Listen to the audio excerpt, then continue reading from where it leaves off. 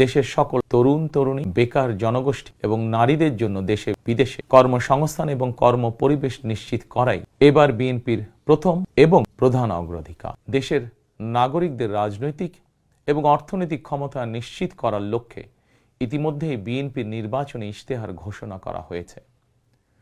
প্রতিটি সেক্টর এবং প্রতিটি শ্রেণী পেশার মানুষকে লক্ষ্য করে একটি স্বনির্ভর বাংলাদেশ বিনির্মাণের জন্য আমরা আমাদের পরিকল্পনা সাজিয়েছি। বর্তমান প্রজন্মের সামাজিক, অর্থনৈতিক, রাজনৈতিক অধিকার পুনর্বহাল এবং ভবিষ্যৎ প্রজন্মের জন্য একটি নিরাপদ মানবিক বাংলাদেশ প্রতিষ্ঠার লক্ষ্য নিয়েই চূড়ান্ত করা হয়েছে বিএনপির সকল পরিকল্পনা। বিশেষ করে দেশের সকল তরুণ তরুণী, বেকার জনগোষ্ঠী এবং নারীদের জন্য দেশে বিদেশে কর্মসংস্থান এবং কর্ম পরিবেশ নিশ্চিত করাই এবার বিএনপির প্রথম এবং প্রধান অগ্রাধিকার। আমি ইশতেহারে উল্লেখিত কয়েকটি বিষয় খুব সংক্ষিপ্তভাবে আজ আবারও দেশবাসীর সামনে তুলে ধরতে চাই।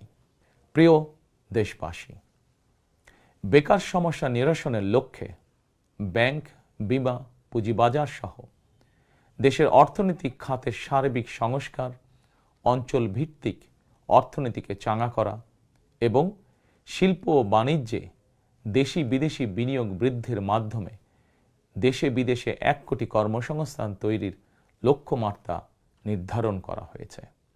এভাবে পর্যায়ক্রমিকভাবে 1 কোটি কর্মসংস্থান তৈরির লক্ষ্যমাত্রা অর্জনের জন্য কয়েকটি সেক্টরকে বিশেষভাবে চিহ্নিত করে নতুন কর্মসংস্থান তৈরির উপায় এবং কর্মকৌশল নির্ধারণ করা হয়েছে।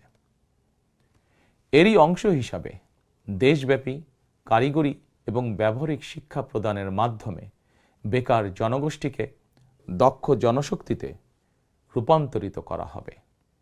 কলেজ, মাদ্রাসা, বিশ্ববিদ্যালয় বিনামূল্যে স্কিলস ডেভেলপমেন্ট, ফ্রিল্যান্সিং এবং আউটসোর্সিং প্রশিক্ষণ প্রদান করা হবে, যাতে করে বেকার যুবক কিংবা তরুণ তরুণীরা দেশে বিদেশে উচ্চ বেতনের চাকরির জন্য প্রস্তুত হয়ে সরাসরি কর্মক্ষেত্রে কর্মসংস্থানে যুক্ত হতে পারেন।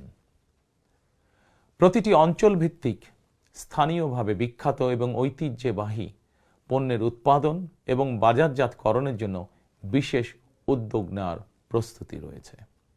স্থানীয় কুটির শিল্প ও এসএমই খাত বিকশিত করার জন্য সহজ এবং স্বল্প সুদে ঋণ সুবিধা দেওয়ার পরিকল্পনা আমাদের রয়েছে।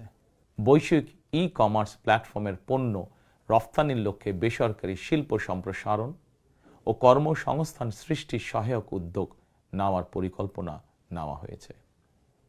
সাইবার নিরাপত্তা, outsourcing, data processing, artificial intelligence, semiconductor সহ আইটি সেক্টরে নতুন শিল্প গড়ে তোলার পরিকল্পনা নেওয়া হয়েছে।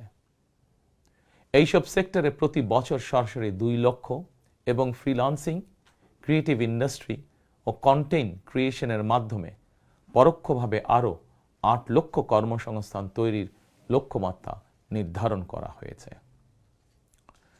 প্রিয় দেশবাসী, বিভিন্ন পরিসংখ্যান অনুযায়ী বর্তমানে দেশে বেকারের সংখ্যা 27 লাখের বেশি। এর মধ্যে প্রায় 9 লক্ষ রয়েছেন স্নাতক ডিগ্রিধারী উচ্চশিক্ষিত বেকার। এদের মধ্যে প্রায় 22% তরুণ তরুণী কোনো প্রকার শিক্ষা, চাকরি ও প্রশিক্ষণে সম্পৃক্ত নয়। এই বিপুল সংখ্যক বেকারের অধিকাংশই 15 থেকে 29 বছর বয়সী। 12 ফেব্রুয়ারি নির্বাচনে জনগণের রায় বিএনপি সরকার গঠন করতে সক্ষম হলে বিএনপি শিক্ষিত তরুণ তরুণীদের জন্য 6 মাস থেকে সর্বোচ্চ 1 বছর কিংবা কর্মসংস্থান না হওয়া পর্যন্ত বিশেষ আর্থিক ভাতা প্রদান করার সিদ্ধান্ত নিয়েছে।